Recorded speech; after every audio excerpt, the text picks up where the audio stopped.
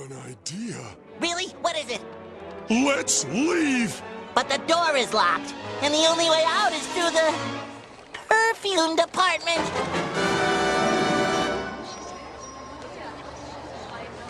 Let's do it!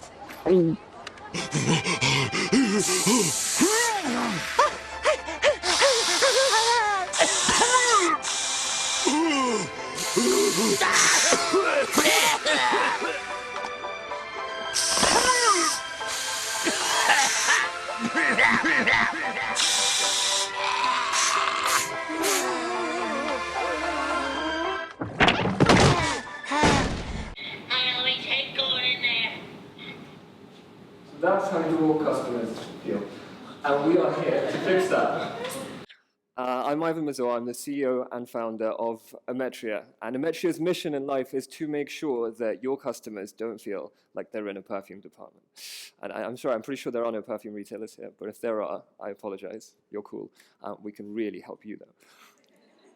So Ometria is a technology company that four of us started about 2.5 years ago with one specific aim: to help retailers, online retailers and multi-channel retailers, but those selling online in particular, to truly understand their customers, to understand each one of them individually, personally, and then to use that data, because having that data without any action seemed pointless. So to be able to use it to power automated, personalized communication with each one of them, to drive higher engagement and to ultimately increase revenues in a clear and measurable way. And I'd like to start with an example.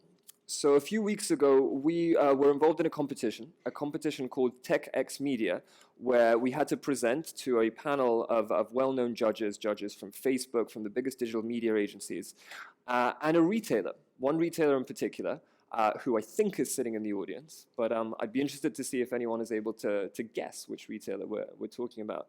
And we won that competition. So I wanted to show you the presentation that we did and the examples that we used. This is Olivia. Olivia loves reading fashion magazines. She gets a little pocket-sized version, the handbag-sized version, so that she can take them with her everywhere she goes. And she loves shopping online. Her passion is sunglasses, as you can see. And she's very particular about the kinds of brands that she buys, the kinds of designers that she wears. She loves Dior. She can be persuaded to wear McQueen. She lives in Notting Hill, and she's a very typical customer for our luxury online store. This is Emily. Emily's passion is dresses. She'll wear the same one twice, but she'd really rather not. And she doesn't like magazines. She doesn't see the point. You can't click and buy stuff on paper. You can't easily move around. But what she does do is she does go to a lot of fashion blogs. She goes to a lot of fashion websites, and she very regularly comes to our store. She comes to our store to have a look and see what's available. She hasn't purchased yet. Emily lives in New York. That's her in Central Park. But she travels all the time, and she's very happy to shop online anywhere, as long as they'll deliver to where she lives. These are two very different people. Different in terms of where they're from, different in terms of what they like, different in terms of how they consume content, and different in terms of how they buy. And so when they come and they shop with us, and when they communicate with us and when we communicate with them, they are expecting a very different, very personalized, very individual experience. Olivia is already a loyal customer. We know that because we know everything that she's purchased, and we can see how that's happened. We see when she comes to the site what categories she's interested in, and we see her shopping habits. Her shopping habits are to buy a little bit at a time, but regularly. Every couple of months, she'll come and she'll buy one item. And that builds up a profile for her, and it shows us that she is a very loyal, very high-value customer to our business. This is exactly the kind of customers that we want to acquire, and this is exactly what we want to turn all of our other customers into. Now, the biggest fear, of course, is that we're going to lose someone like that, because if you have a loyal customer, the last thing you want is for them to go away and start shopping somewhere else. Ometria measures engagement across a number of different inputs. You know, we see when people shop, we see when people buy, we see when they visit the site, what they look at. We take into account their email interactions. And by combining all of these inputs together, we, or more importantly you, are able to tell when individual customers are at risk of lapsing, just as Gregor was saying. By the way, on that, if you look over there, you've got an epic photo of Gregor in his natural habitat. So based on all of these inputs, Ometria is able to tell when someone like Olivia is at risk of lapsing. And based on that, able to give you the chance to individually send her an email which will be relevant, an email which will be timely, an email which will remind her of the fact that she used to be a loyal customer, she used to enjoy shopping with your store, and an email that will persuade her to come back and start buying again. And then after that, once she does come back and start buying again, further communication will take that into account, because she knows that she's a loyal customer. And all customers now know when they are loyal customers. And it gets harder because they expect you to know that as well, and they expect you to take that into account. And of course, all retailers want to speak to each one of their customers individually. That would be the dream. But only the most luxury of brands with the most expensive average order values are able to do that, because otherwise, how can we talk to thousands of customers? Well, Ometria as a platform was really developed to do just that. It's there to empower you, give you the ability to do it. Emily, on the other hand, is not a loyal customer yet. Emily is a bit more bohemian and eclectic when it comes to life and shopping. She'll buy from anywhere. But when she does buy, she spends a lot. And so for us, given that she's only a subscriber but not yet a customer, for us, the most important thing to do is to turn her into Olivia, to turn her into an active, loyal, repeat customer. And because she hasn't bought yet, we might think that we don't know anything about her and there's nothing that we can do.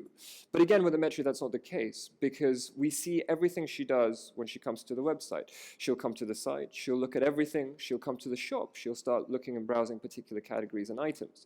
And all of these are already signals about the sort of things that she's interested in. It's June, right? So obviously she's interested in swimsuits. She does a lot of traveling. She's about to go on her holidays.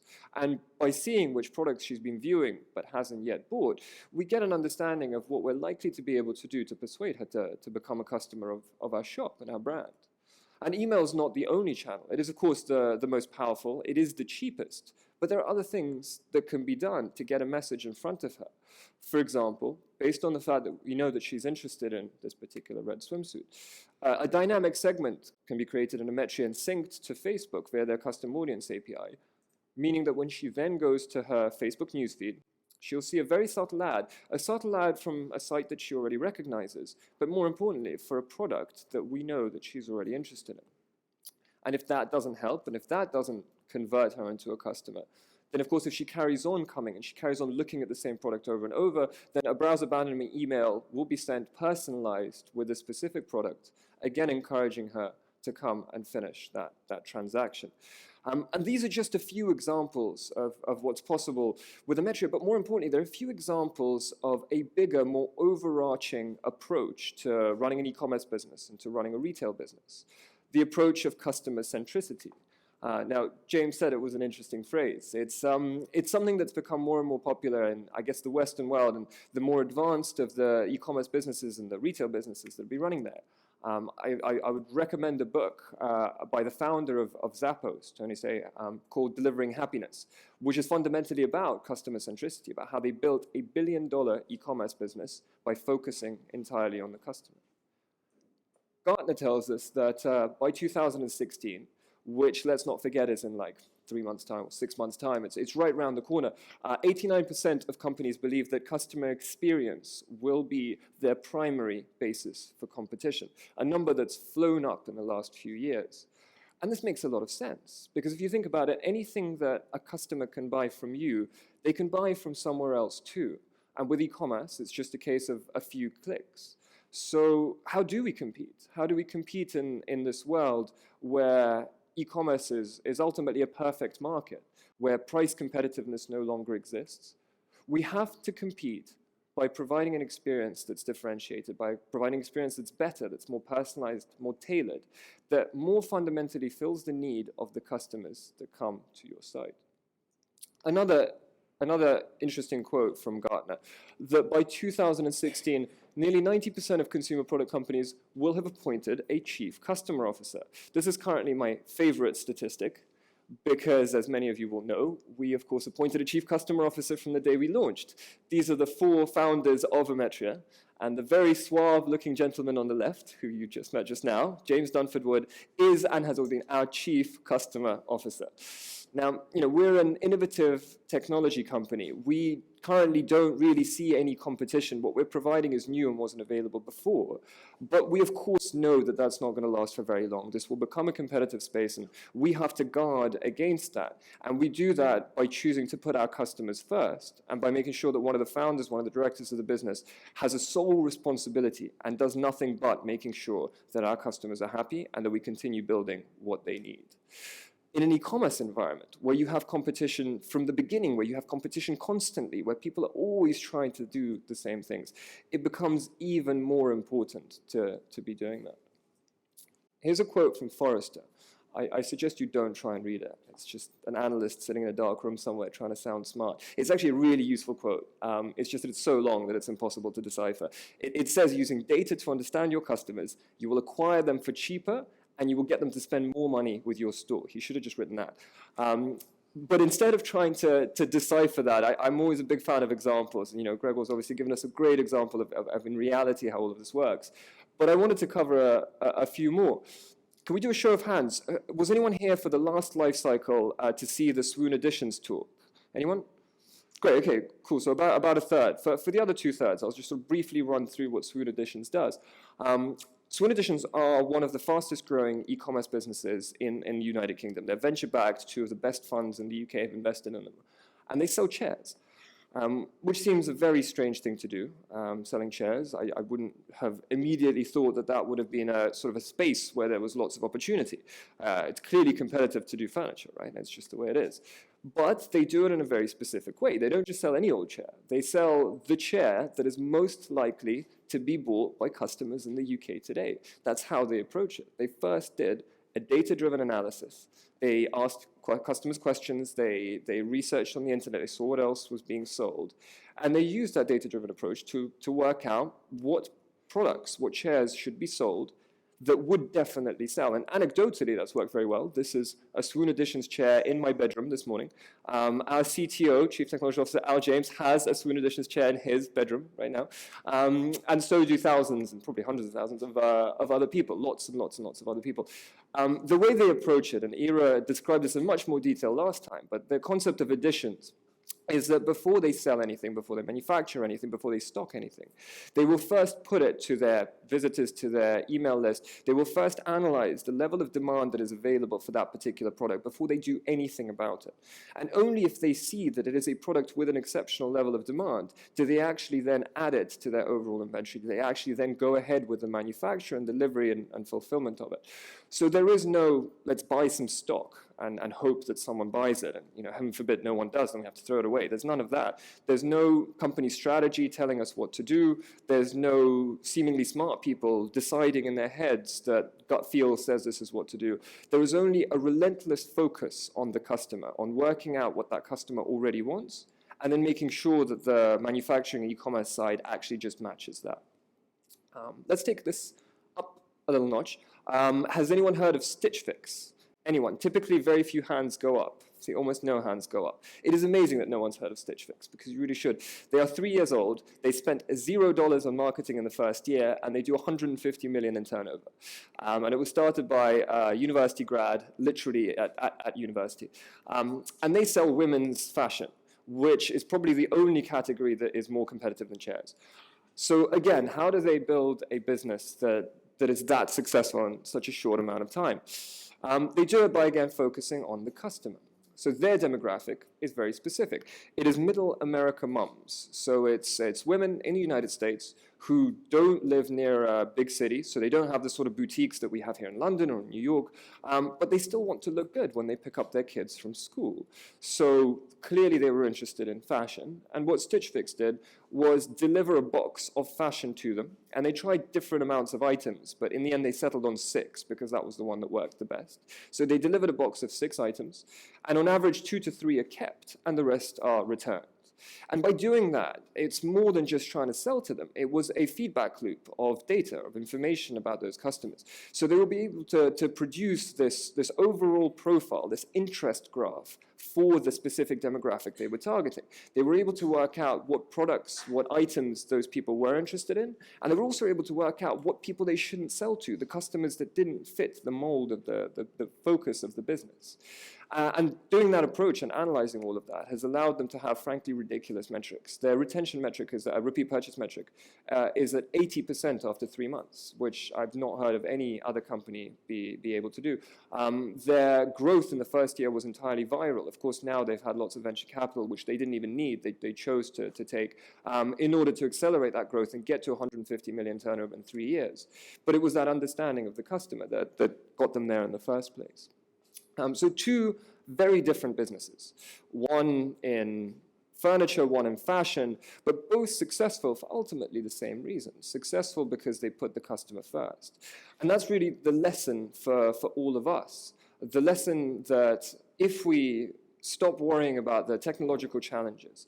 Because if you think back in the day, building an e-commerce website was almost impossible. You'd need to have 2 million, you'd need to give it to IBM, and they'd spend 18 months trying to put something together, and it may or may not work at the end. You know, all the stories of the early 2000s, of the original e-commerce 1.0 businesses. Luckily, that's not the case anymore. There is no longer a genuine challenge with building the technology, the logistics, the infrastructure. All the courier services are in place where, you know, we are in the UK, probably the most advanced market for e-commerce right now. So luckily, because we don't have to focus to that, as Gartner tells us, the competitive space has shifted from those challenges that have been solved to the challenges of understanding the customer and delivering an experience that's far better. You know, building a website on Magento, I'm sure most of you here on Magento, does not take long. Sure, it is a challenge. I'm not suggesting it's not, but with the right agency, with the right partner, it's fine.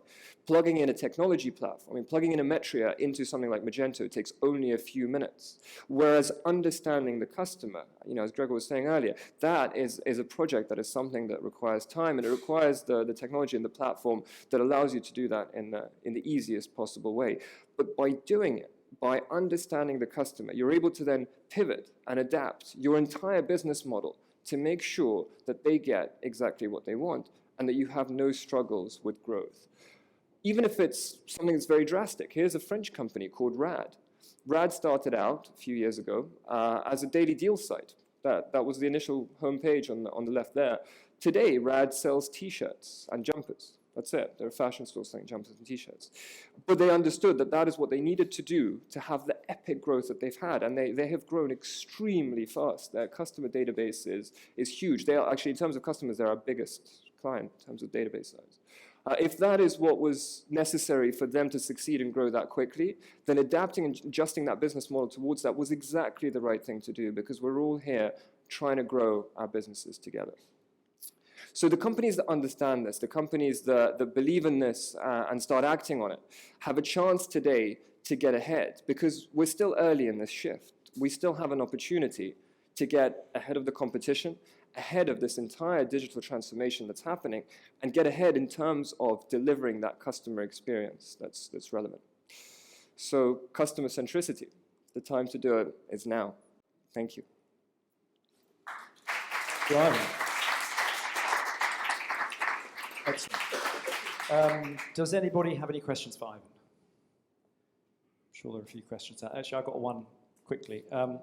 Ivan's a fantastic future watcher. You've got your finger on the pulse of most of the tech startups in London. But actually, you talk about customer centricity and the customer being at the heart of how businesses ought to operate. In 5 years' time, obviously, you know, the differentiator in what businesses succeed or not will be to do with their relationship with the customer. Can you sort of project any kind of ideas about new ways that we might be communicating with customers in the future that we don't currently do in terms of things coming down the track? Yeah, I guess that we see things as inputs and outputs from a data-driven way. So we've got all the information that we can collect about customers and all the ways that you can sort of communicate with those customers. So interesting things that we can't do now that we'd love to be able to do and that will come very soon. We know when someone comes and visits your site and what they look at. We don't yet know when somebody walks in a store, and we don't know what they look at when they're in the store. This is starting to change. Beacon technology allows you to pinpoint who they are and when they walk in. Immensely hard to do for an SME retailer, but for a large retailer with, you know, an app a download install base of millions. That's already becoming possible. We don't yet know where they're standing and what they're looking at, but there's technologies that are trying to solve that right now. So again, building up a profile of interests based on people in the physical world. And then outputs. So right now there are many easy outputs, sending emails, cheap, effective, but becoming less and less, I guess, exciting because email's been around for 20 years. It kind of continues, probably more than that. It continues to become more and more diluted as more people understand that, it's the best channel, the easiest channel to get revenues. So the new ones, as we start looking at Facebook, great. Instagram, how does that work? Snapchat, how is Snapchat? And it is actually being used by brands right now to power growth. So all the new channels that arrive every couple of years become part of the overall kind of concept of customer centricity. They become an output for all of that. So there's lots of exciting things to come. We shall be in the middle of it as the brain. Yeah, let's hope so. Great. Any other questions? One over here. Yeah, so that's something we're really excited about. So basically, this is for the output, the offline output, right? So actually to show messaging out there. We are totally looking to see how the industry is going to come together because different people do it in different ways. So display technology, for example, hasn't yet been centralized. There are lots of startups suggesting that you could always put a screen up, but there are lots of startups trying to drive that signal, the actual advert, into a physical display. So we don't currently. We're very much looking forward for there being a good, solid platform into which we can plug in to use as a way out. Just like Google Display Network works great for display advertising, just like Facebook works well for in social media advertising. But I'd be certainly very interested to talk to you about that and whether you've been able to identify a good, strong channel to be able to output those messages to. Yes, so actually Al here did once find an API that allows you to send a postcard, so physical DM message by API in the same way as our trigger email works. So we could right now potentially redirect all of this to send an anti-lapse message in exactly the same visual format, but through the address, through the post, to their address, through their letterbox. We haven't yet found anyone wanting to use it, because it obviously costs money, right? You're paying £1 per postcard, and it's obviously much more expensive than email. But again, this is something that we know we can do. We're just waiting for someone to be interested in giving it a go.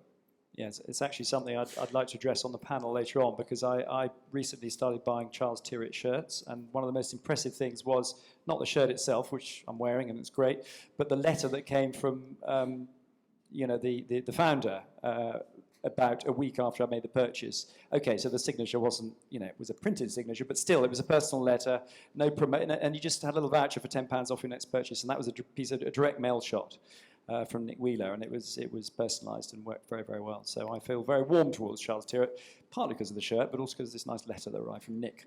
Anyway, so we've now got one question from Abby. Yeah, so absolutely. So TechX Media, so we presented to 2 retailers. Can anyone guess, by the way? Because the website was cropped, but it was their website. Did anyone tell? So it was Grazia Shop, but we also presented to Congo, who are the Amazon of Nigeria. So there were two retailers, as well as all of those other judges. And the concept was for a technology company to kind of compete against other technology companies. So one of the people we were up against directly in a presentation presentation to Grazia Shop was Power, who are a company who've had 100 million in investment, and with a very slick sales guy who came along, who had this amazing video that was personalized and customized, and a sort of printed badge with Congo and with Grazia Shop on there. And amazingly, we won purely because the judges and the retailers felt that our technology was more core and more vital to retail right now. And again, this comes down to having a chief customer officer and to Jalal, our chief product officer, to the work that they did during the early stages of the company by speaking with, and we spoke with 200 e-commerce marketers to work out what their number one problem was. And we built a solution that matched that. So we, at no point did we just sort of think, hey, let's build this. This didn't materialize out of our heads. This came out of all those conversations because we wanted to solve the number one problem for e-commerce marketers today.